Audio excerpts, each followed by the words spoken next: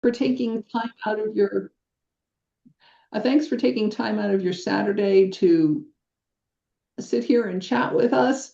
I'm grateful for the opportunity just to share what I've learned from the time I've had this opportunity to work with Neighbor to Neighbor. Well, my name is Teresa Doolin. I am the director of an ESL ministry at Evangelical Presbyterian Church of Annapolis in Maryland. So we are home to the Naval Academy, lots of different kinds of people in our community. The population of Annapolis is 20% Hispanic, uh, and that is definitely the majority culture that came for English lessons over the last 5 years. Uh, I had no intention of starting an ESL ministry, but a friend of mine had been doing ESL with her cleaning lady in her home and for several years, and then had also collected a group of friends who were doing it together. And this was, in the fall of 2020, I had retired from a previous position and I was trying to figure out what to do with myself. And I started ESL coursework at the community college all online. Uh, my friend Mary found out I was doing this and she said, I've been wanting to get an ESL ministry kicked off at church. I have the people skills, you have the admin skills. Let's go. Oh, and so there we went. And Mary had trained up at Chapelgate. She knew Nancy and Kathy Bennett and some of the other people up there. So we had some really great help at the beginning of just getting ourselves going. And we hosted a full training, but Neighbor to Neighbor did not exist at that point.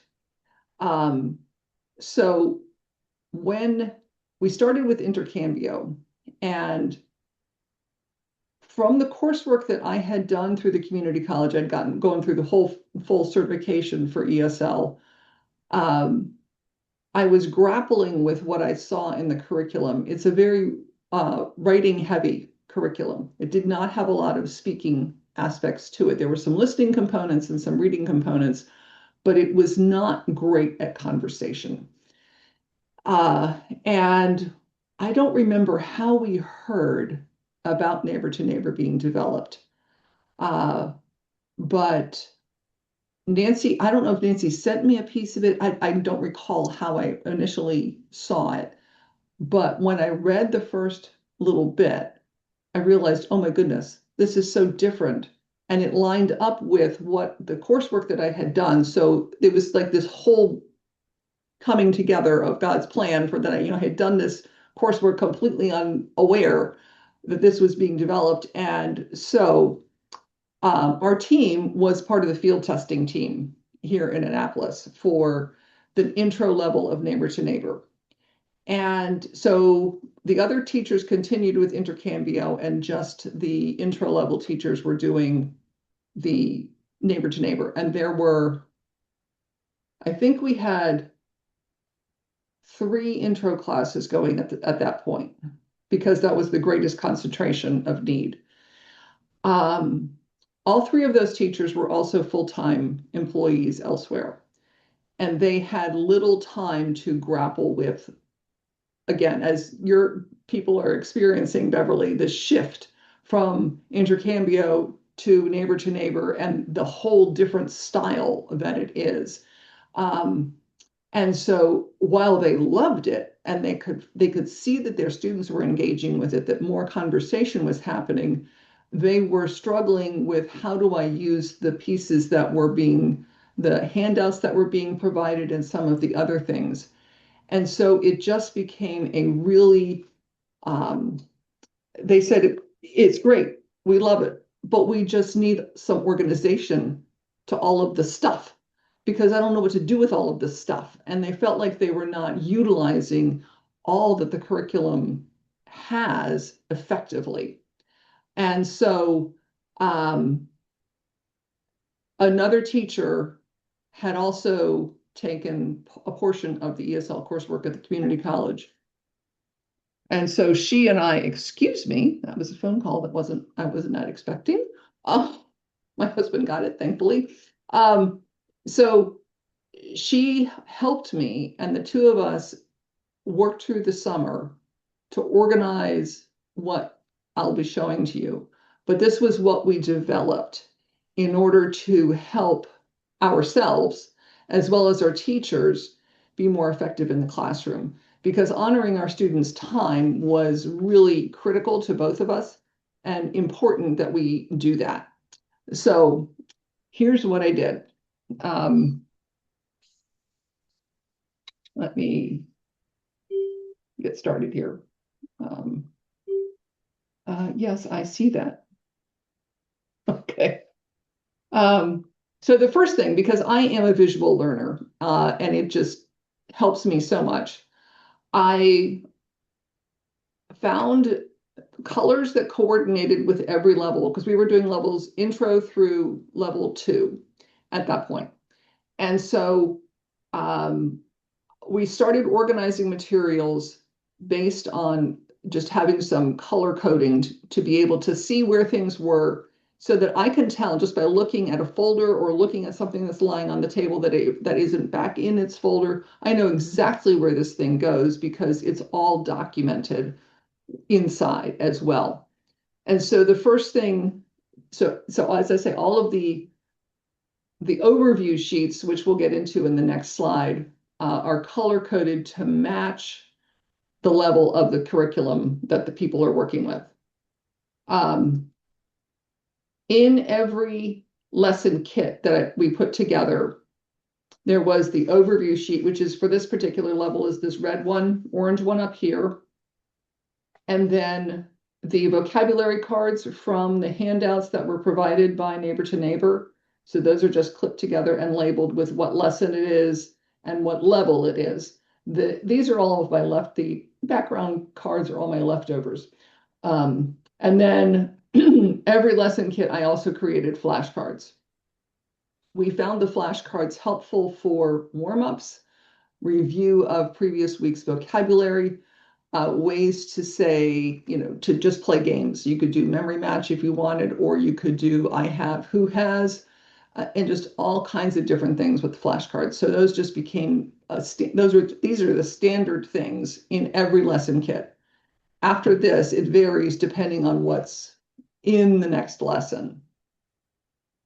So here's what the overview sheet looks like. And I've created a template, and this is the same for every single level.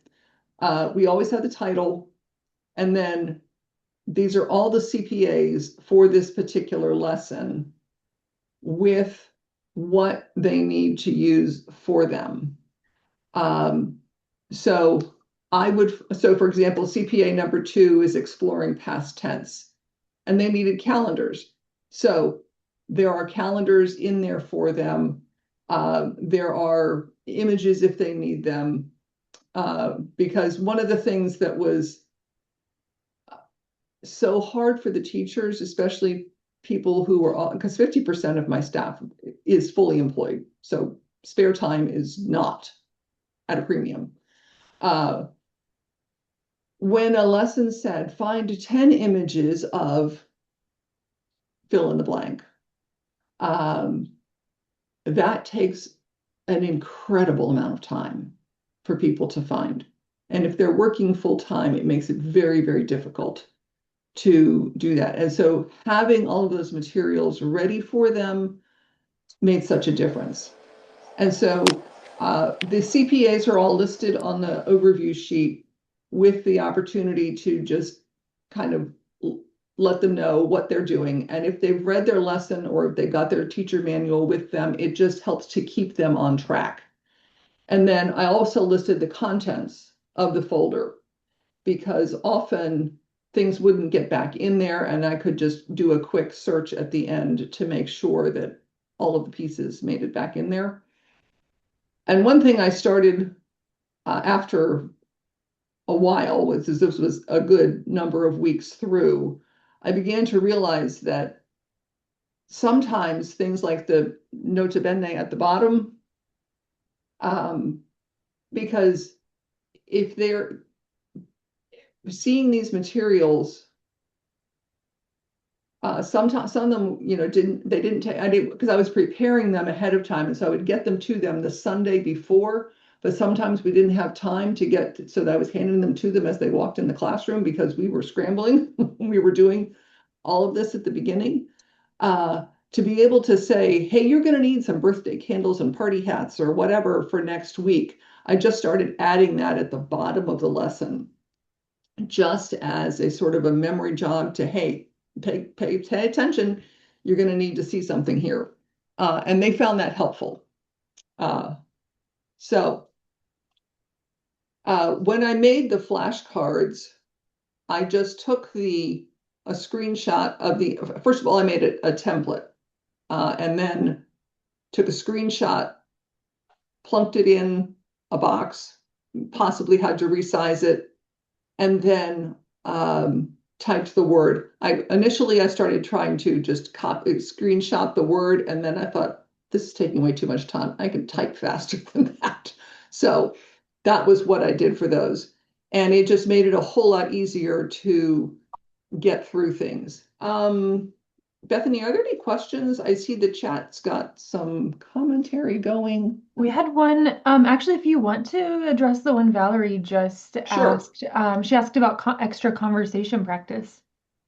Extra conversation practice often happens with the flashcards because again, you can with the words and the images, and if you look at this is actually a really good place to ask that question. You can divide the images into one pile and words into the other pile. And depending on the number of students you have, you can have, and shuffle them up, keeping the images and the words separate.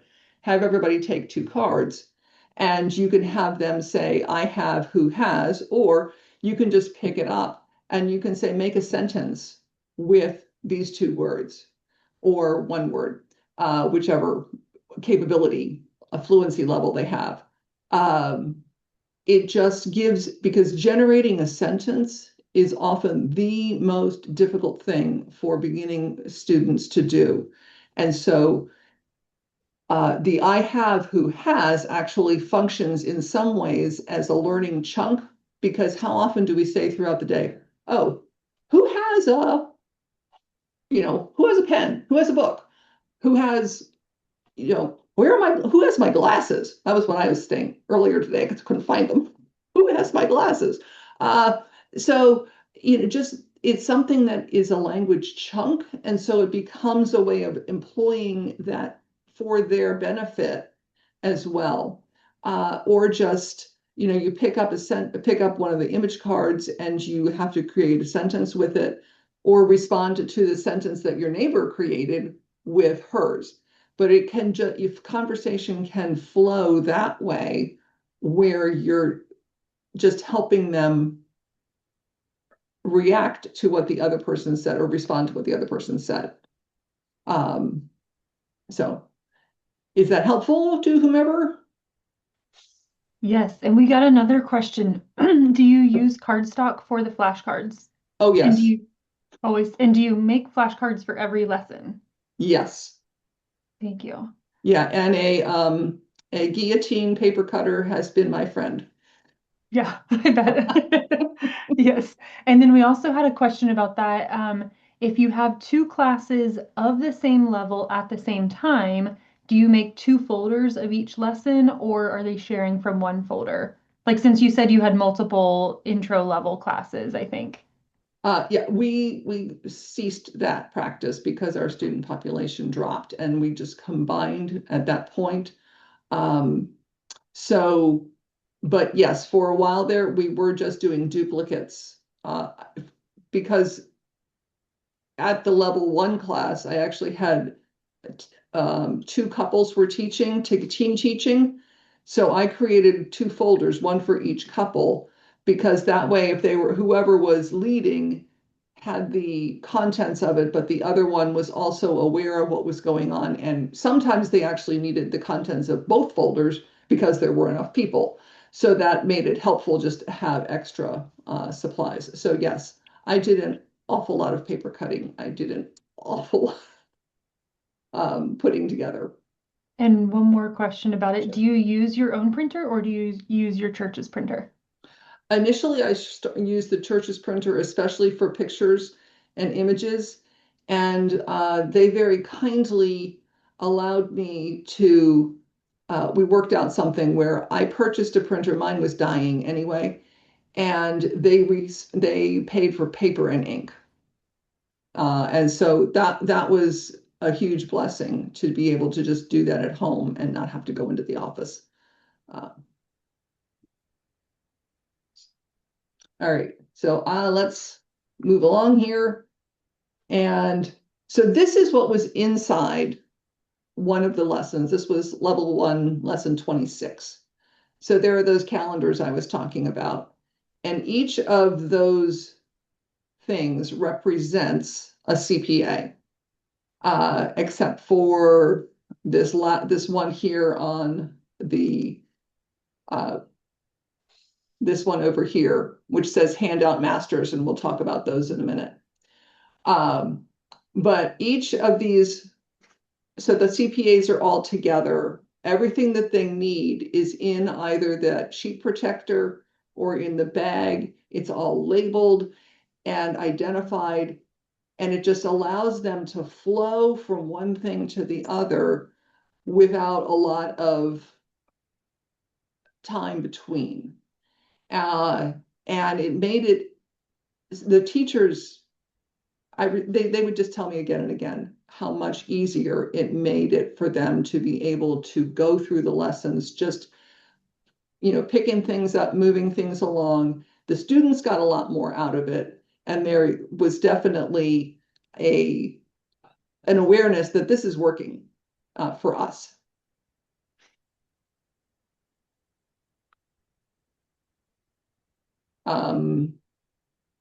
One of the things that we did do is, and I'm going to magnify this a little bit, is these are dialogue cards.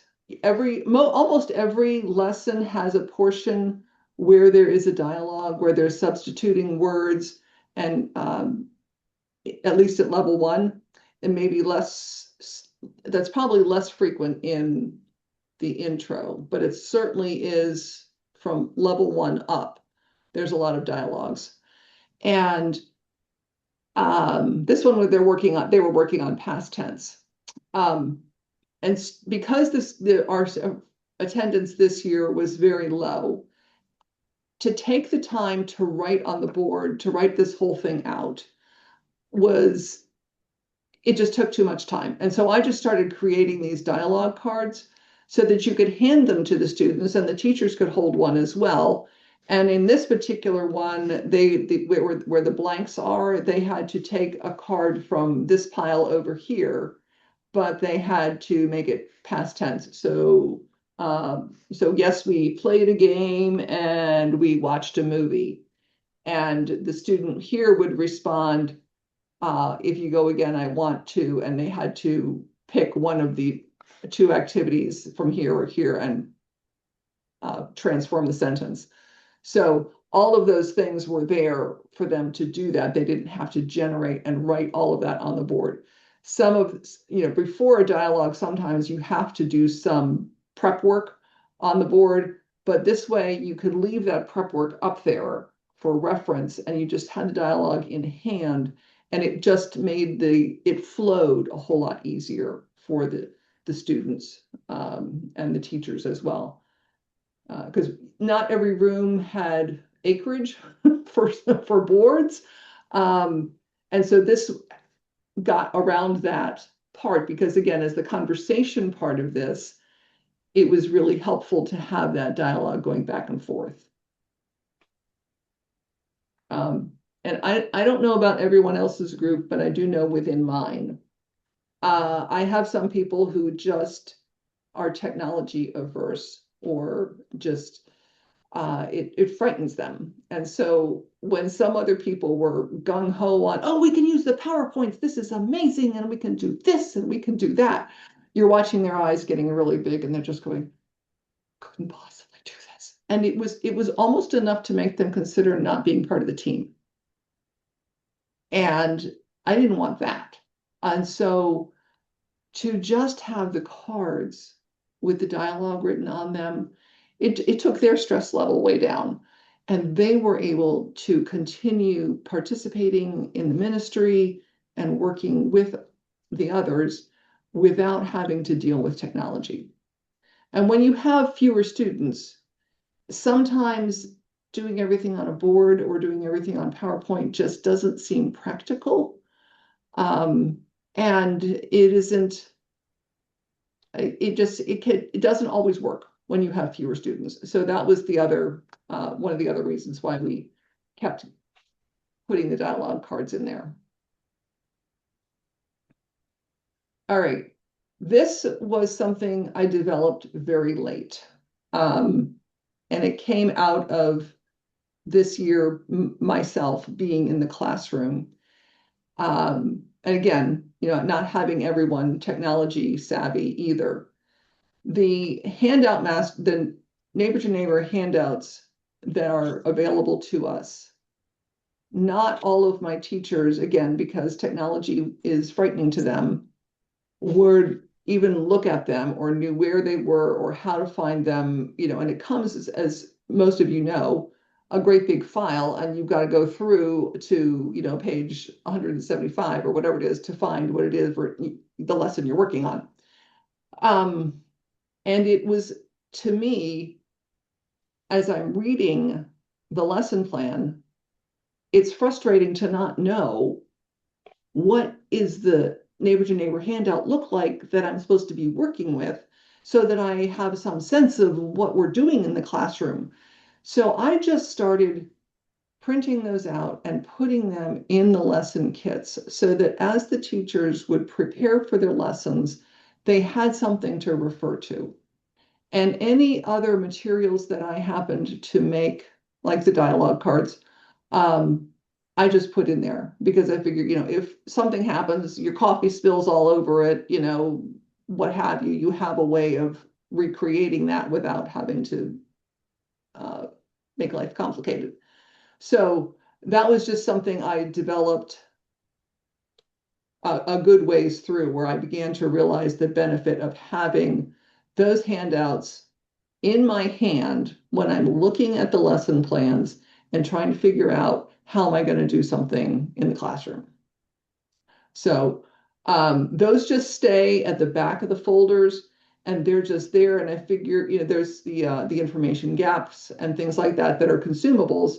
And so you've got them. You can just make copies for the next year, and you don't need to go and scramble through and find them and get to that point in the lesson and go, whoops, I guess we're not doing that tonight. We will be taking 2 weeks to do this because we forgot.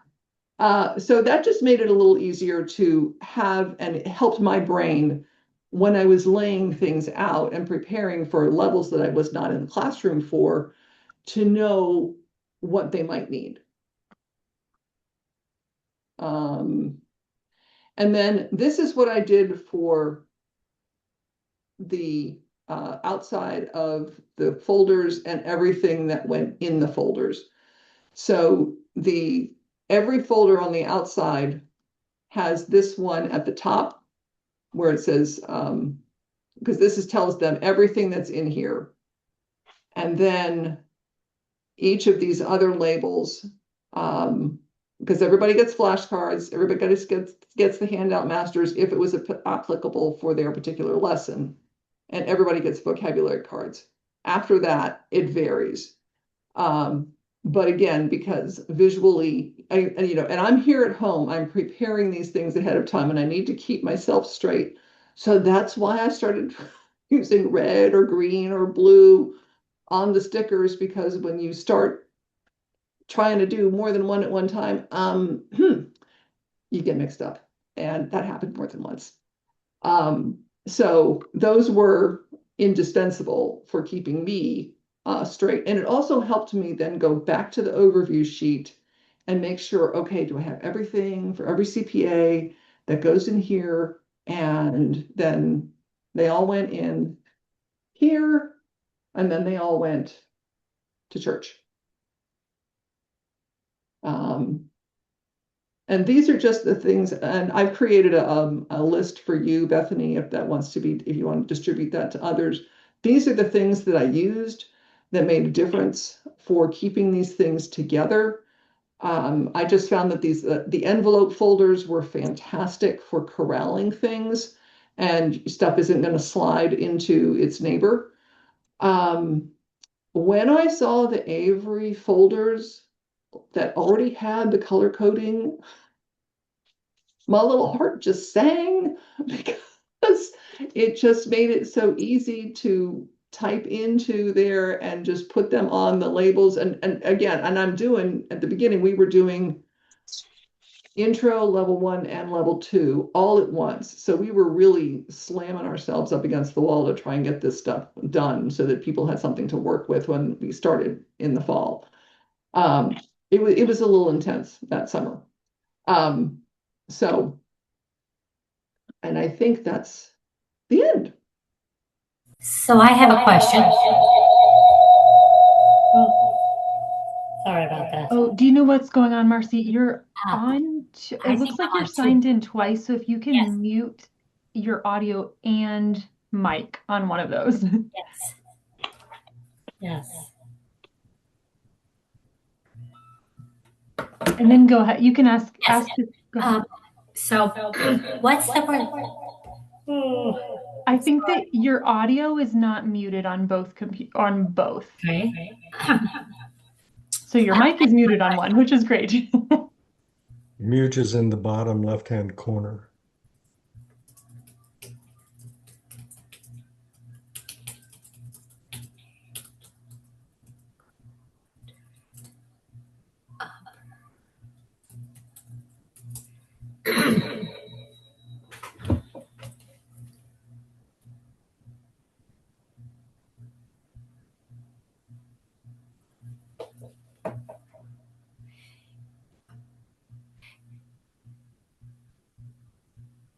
Marcy, I saw your question about what's the relationship between, can you share my screen again, please, Bethany? I shut myself Yes, off you too should quickly. still have the screen share option. Okay. You are a co-host. All right. Oh, that's right.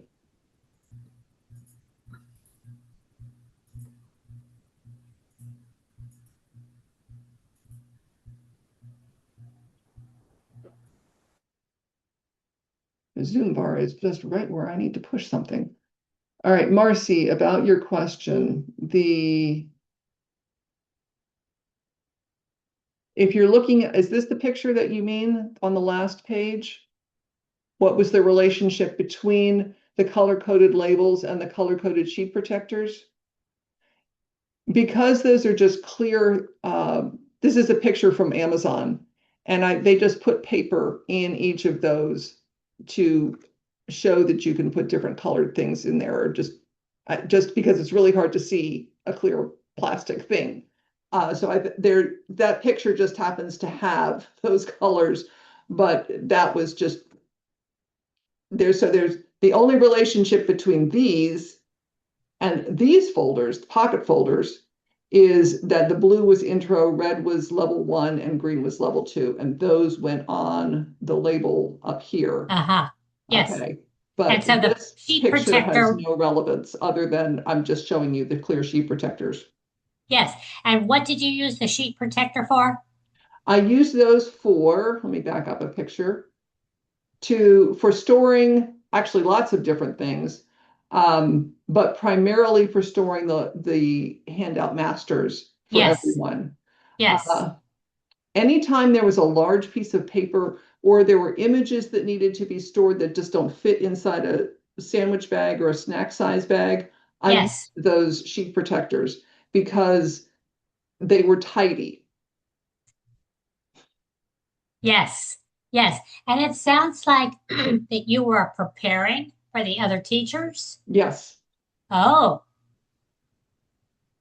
Yeah. Because as I said, between my staff that was working, people who were technology averse and couldn't begin to figure out how to find pictures of things, it just was really difficult. I did wind up about a year ago handing them the folders with everything not yet cut up, because I could not keep up with the level of the pace.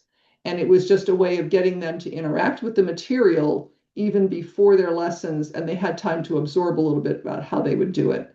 So that would be one suggestion I would make, is that if you give them the folder with everything in it and just tell them, chop it up.